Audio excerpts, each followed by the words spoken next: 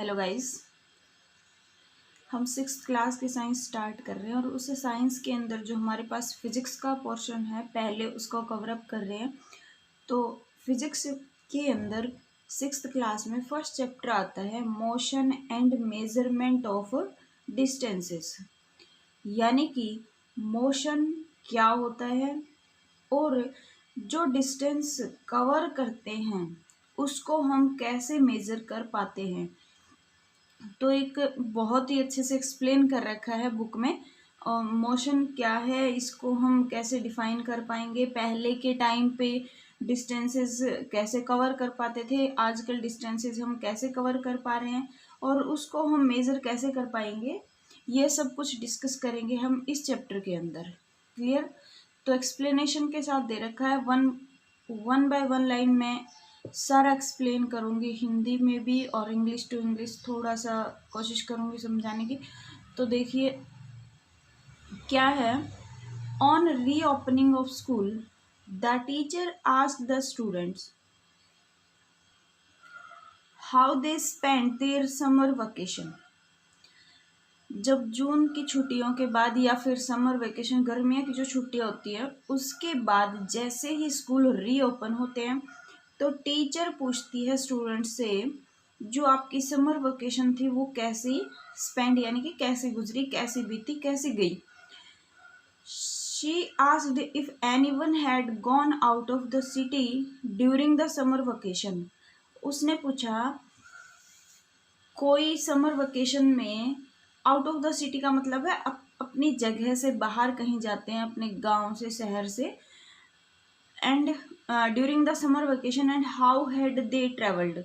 अगर कोई गर्मियों की छुट्टियों में अपने स्टेशन से कहीं बाहर गया था और वो हाउ हैड दे ट्रेवल, और उसने कैसे ट्रेवल किया, वो कैसे गया, गाड़ी से गया, बस से गया, कैसे गया, वो बाइक पे गया, कैसे।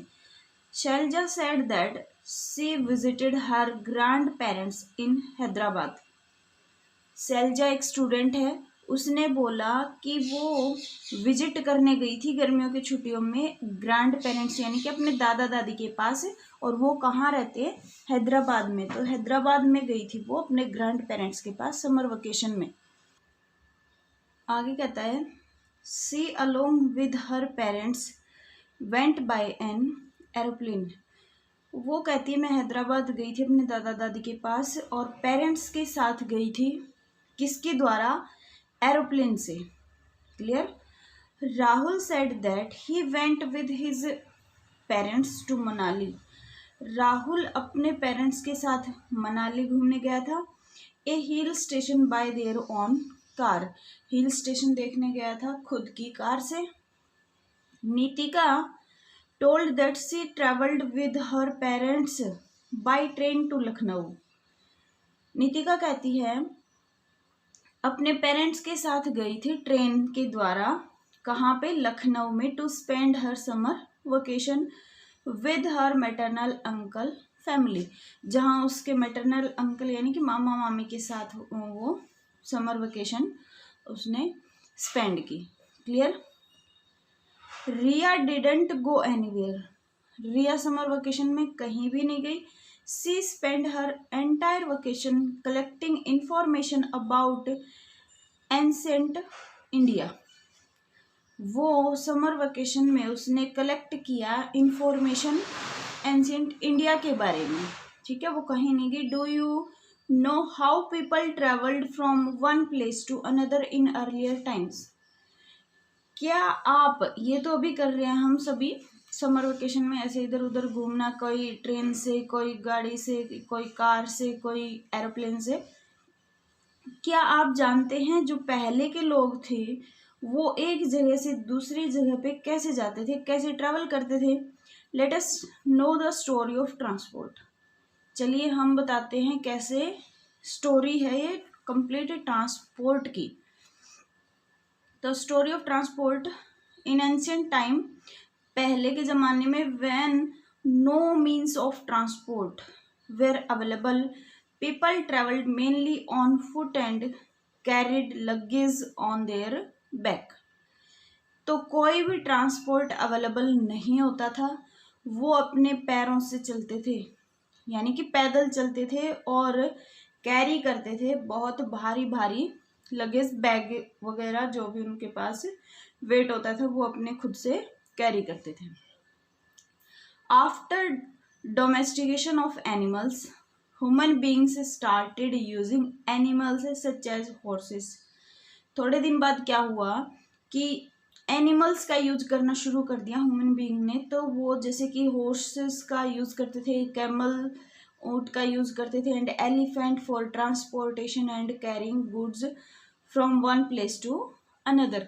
एक जगह से दूसरी जगह जाने में वो खुद पैदल चल के ना जाने के बजाय वो उसके बाद क्या यूज करने लगे, एनिमल्स का यूज करने लगे, उनके ऊपर बैठ के जाने लगे। क्लियर। नेक्स्ट है the invention of the wheel brought about many changes.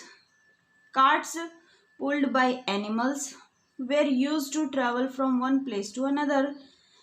उसके बाद इन्वेंशन हुआ किसका, व्हील का, यानी कि पहिए का। जैसे ही पहिए का इन्वेंशन हुआ तो उन्होंने कार्ट बनाई, कार्ट का यूज करने लगे। क्लियर।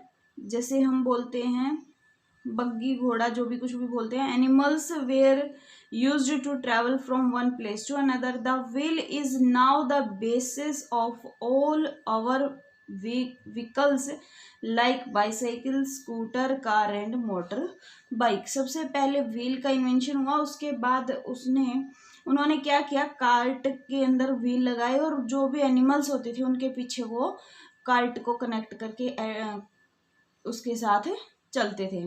ठीक है। नेक्स्ट कहता है the invention of steam engine introduced a new source of power. उसके बाद किसका इन्वेंशन हुआ, स्टीम इंजन का इन्वेंशन हुआ, न्यू सोर्स ऑफ पावर मिली हमें। It led to the development of trains and automobile. और उसका यूज करके किसके अंदर, जो ट्रेन और ऑटोमोबाइल बने हैं उनके अंदर हमने उसका यूज किया। Motor ships were used as means of transport on water. Water के अंदर, जैसे पानी में, समुद्र में जो ट्रांसपोर्टेशन करना होता है इधर से उधर, तो वहाँ भी इसका मोटर शिप का यूज करने लगे। These inventions greatly reduced the time to travel. ये सारे के सारे इन्वेंशन होते गए और ये इनसे हमें ये पता चलता गया कि टाइम कम लग रहा है एक जगह से दूसरी जगह पे जाने में। Today electric trains, aeroplanes, supersonic jets and high speed automobiles have further reduce the time taken to travel. जैसे फिगर फर्स्ट में दिखा रखा है, मेट्रो रेल चल चुकी है।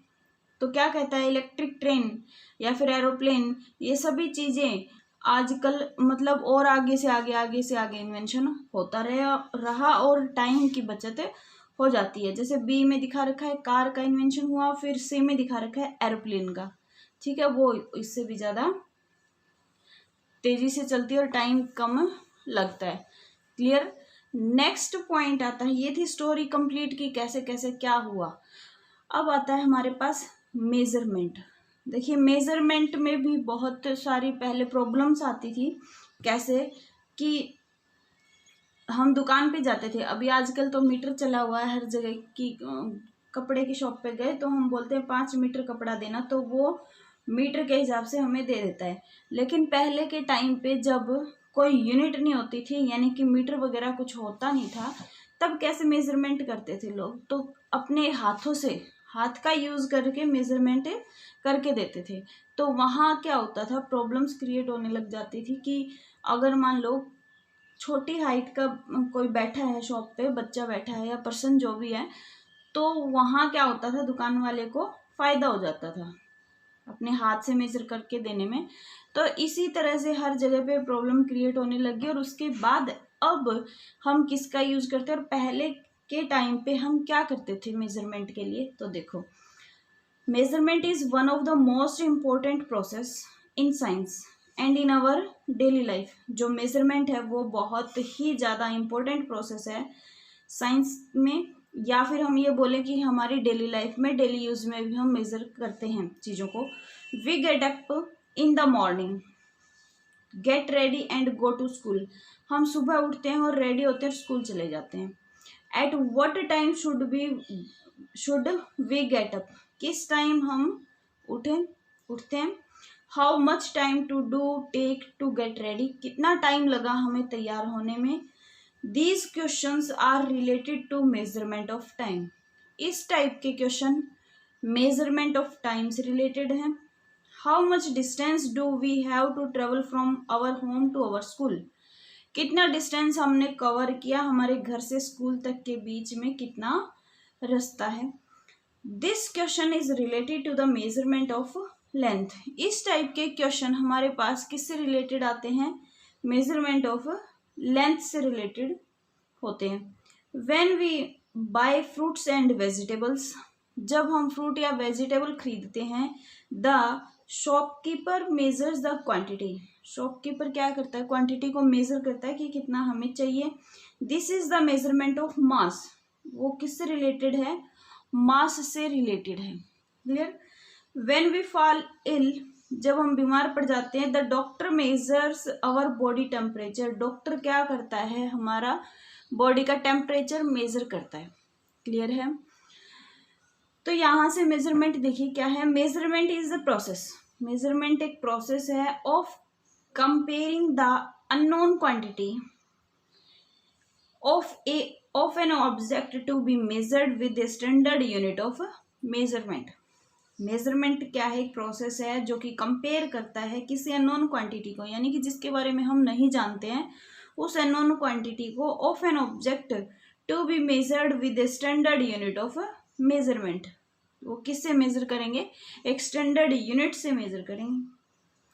कहता है the quantities like length, mass, volume, time, speed and temperature that can be measured are, जो क्वांटिटी है हमारे पास, जैसे कि हमने डिस्टेंस को लेंथ में लिया है, वेट को किस में, मास में लिया है, और वॉल्यूम है, जैसे टाइम है, स्पीड, किस स्पीड से गाड़ी जा रही है, या फिर कितना बॉडी का टेम्परेचर है, ये सारे के सारे मेजर जो हैं उनको हम क्या बोलते हैं, फिजिकल क्वांटिटी बोलते हैं। क्या बोलते हैं, एक वर्ड आया नया, फिजिकल क्वांटिटी।